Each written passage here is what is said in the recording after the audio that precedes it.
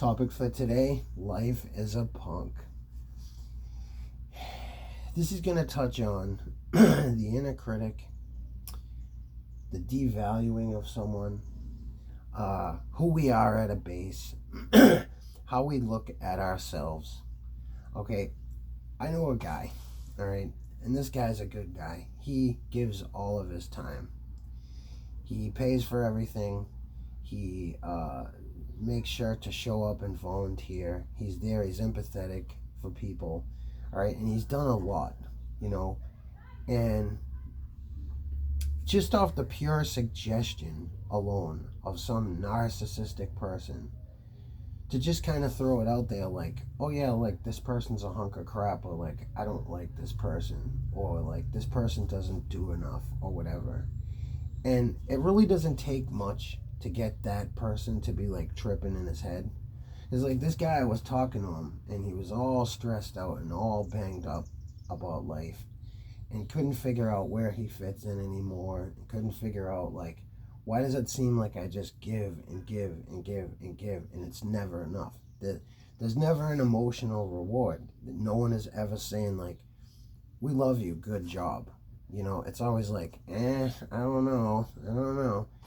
And really this kind of stuff gets people to trip like in their heads, like self-evaluation, collapsing inward, spiraling inward, all this sort of stuff. You really need your own autonomy. You need time by yourself to think this through and to really figure out, well, hold on a second. Am I really showing up as good as I think I am, or is there room for criticism there? Do I need to take a look at myself? Okay, what are my behaviors? Do I listen?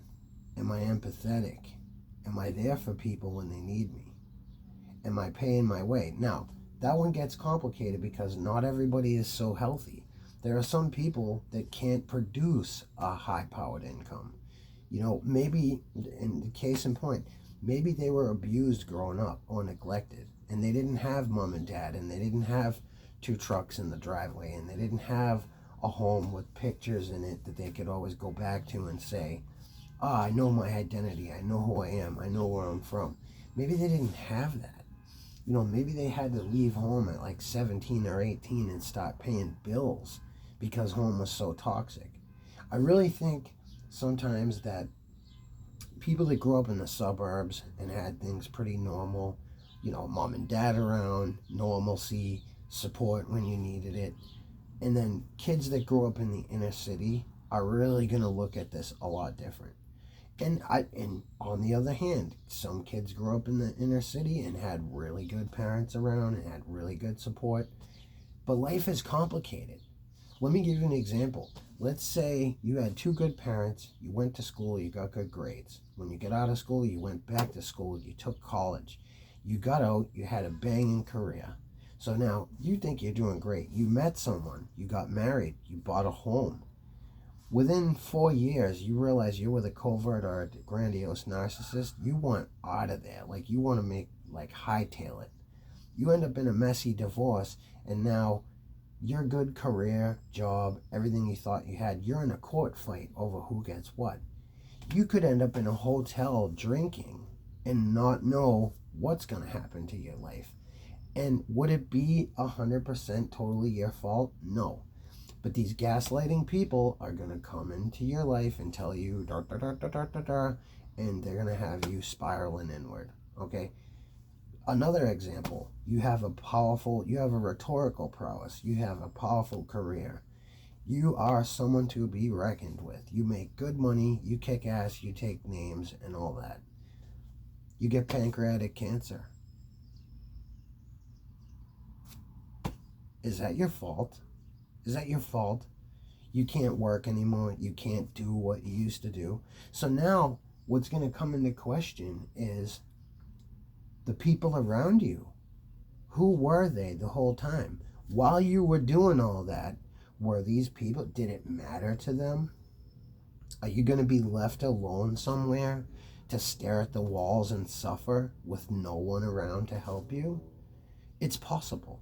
It's possible. Like, I was just on a site earlier, and people were, some of them were very depressed.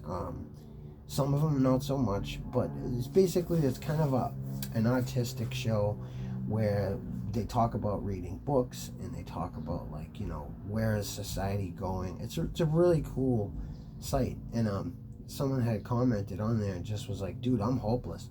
Like, the world just looks like crap now. People have no empathy, they have no patience, they have no understanding, they're quick to argue, all right?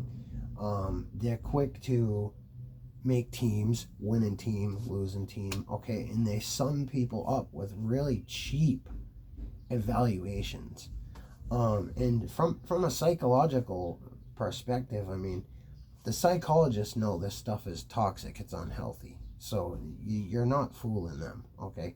They know we all have a value at a base, and they know that humans are a big deal. Like, you need to encourage them, because even if they are toxic, or they're off, or they're in mental health, or they're an addict, or whatever the case, don't you want to steer the person in the right direction? Okay, well, if you want to do that, okay, constant criticism and constant, like, the berating of the person, the ignoring of the person, this is not going to help the situation. However, if the person is so toxic that they're bringing bad results and consequences to you, yeah, you probably need to distance yourself. But if the person's trying, okay, they're showing up, they're staying sober, they're, working their 12 steps, they're going to mental health, they're going to counseling, they have normal people around them that are reciprocating respect, okay? And communication is intact. Everyone's on the level. These are not the kind of people that you want to gaslight, because you can send them off in the wrong direction. And I'm sorry, but it's just wrong. You know what I mean? And families are doing this now. And strangers are doing this to each other. And there's all sorts of bad shit going on in the public spheres right now. Even, okay, case in point, I'll end the video with this. Alpha male bros. You see them all the time. Those guys are traumatized. I recognize that kind of thinking. I remember I was an athlete growing up. Okay, I did learn that, like, power a lot of times just works. Okay, but see, I had to retract from that, because I saw what happens when the pendulum swings too far to one side. And now you just think power is always the answer. So think of a Jedi, right? A Jedi is powerful. He can do flips, he can use a lightsaber, he can fight, right? But where did the Jedi get some of his best work done? It was just in suggestion. It was using his mind. He went up to the door and said, yeah, no, there's no guards today. There's no need to worry. Don't pay attention. You didn't see anything. And the guy just lets him walk right by. So the intellect winds up being just as powerful, like a scale. Power, intellect. They end up being equal. And I think a lot of these alpha male bro types are really traumatized men that have not softened up, that have not done healing work, okay? They're hypervigilant, they're transactional, all right? They project constantly, all right? And it's all based on virtue. It's all based on, they know that you see what they have. You see a Maserati, a Bugatti, a Lamborghini, and now he looks wicked super cool, and he's giving you advice. But the problem is, it's bad advice. It's all stuff that's going to lead you down some dark, deep hole you're not going to be able to get out of. And he doesn't care. And I don't even want to get into naming names, but there's a few different guys that teach this, like, eat the world for breakfast mentality. And it's just such a lie, because, number one, without capital, you can't go out and start making big mover and big shaker moves. Like, you can't do that without capital. So, I mean, that's just to start with. Second of all, power, or, going to the gym, having big muscles, okay? Yeah, that's going to impress some people, you know what I mean? Maybe some chicks like you, but not always. I've seen females, beautiful ones, that love a skinny nerd. They don't necessarily, just because you shave your head and you grow a big beard and you got muscles everywhere and tattoos, that is not necessarily what females are looking at as sexy. A lot of females look at intelligence as sexy, actually. They look at patience as sexy. They look at calm in a storm as sexy. So, on the one hand, the alpha male blogosphere that teaches dominance and having more and, just not taking no for an answer. If you really listen to the stuff that these guys say, a lot of them are just traumatized. Like all right, I'm going to end it on here. There's this one guy, and he's like, I'm a warrior. He's like, I'm a weapon.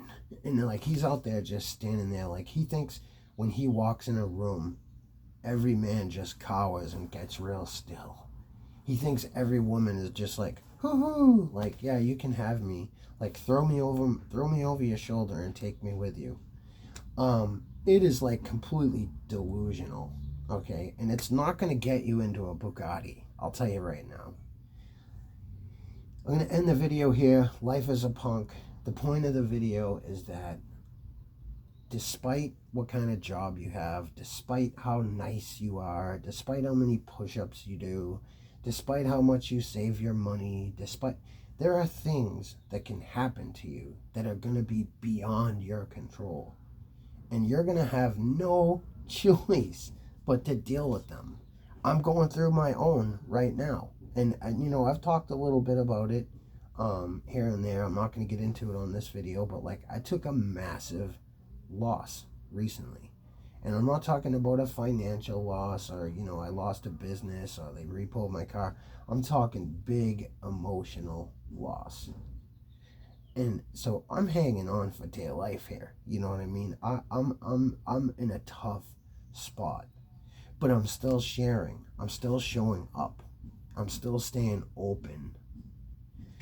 And that's the point of today's video. Hope you liked it, you guys. Tune in, subscribe. It's a small channel. It's not monetized. It's not, we don't have the backing of companies or cold calls or anything like that. It's just literally me sharing ideas.